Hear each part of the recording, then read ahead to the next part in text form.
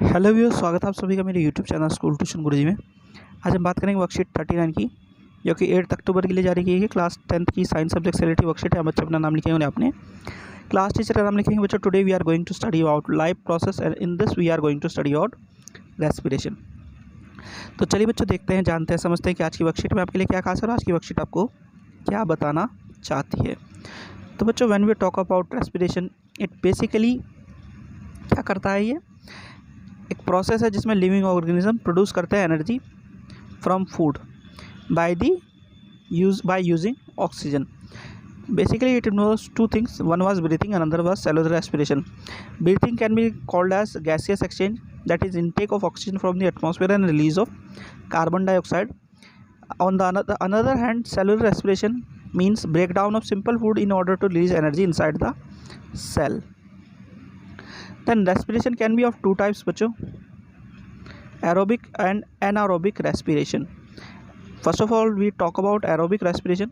Aerobic respiration means which takes place in presence of oxygen, occurs in mitochondria, and products is carbon dioxide and water. Complete oxidation of glucose resulting in formation of carbon dioxide, water with release of energy. More amount of energy is released. One molecule of glucose produce up to 36 ATP of energy. On the other hand, if you talk about anaerobic respiration, it takes place in the absence of oxygen, occurs in cytoplasm and in yeast cells, and products is alcohol या lactic acid. Incomplete oxidation of glucose resulting in formation of ethanol, carbon dioxide, lactic acid with release of energy. And the last one is that की less amount of energy is released. One molecule of glucose produce 2 ATP of energy. बच्चों, अब there are 3 pathways for the breakdown of glucose, that is glucose in cytoplasm, pyruvate was formed.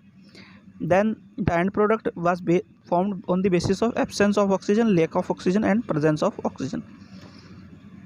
If it occur in absence of oxygen, that is in yeast, ethanol, carbon dioxide, and energy was formed. If it lacks in oxygen, it occurs in muscle cells, lactic acid and energy was formed. If it occurs in presence of oxygen, then it occurs in mitochondria and carbon dioxide, water and energy was formed. बच्चों, अब main बात आती है कि ATP क्या है। ATP क्या है बच्चों? Adenosine triphosphate form in which energy produce during respiration is stored. ADP, ATP to ATP. ठीक है बच्चों, on hydrolysis it release energy equivalent to 30.5 kilo joule per mole. It is known as energy currency of cell, use to provide energy for further reaction in the cell. बच्चों, अब जरा question answer देख लेते हैं बच्चों. पहला number question है, the energy currency of cell is called, it was ATP. फिर the breakdown of pyruvate to give carbon dioxide, water and energy takes place in, ये होगा इसका माइटोकॉन्ड्रिया. बच्चों, क्वेश्चन नंबर 3 है, differentiate between aerobic and anaerobic respiration. तो ये है आपका डिफरेंस, ये आपका आंसर 3 हो गया बच्चों. इसमें से आप देख के लिख सकते हैं. फिर question number 4, explain the 3 pathways of breakdown of glucose in living organism.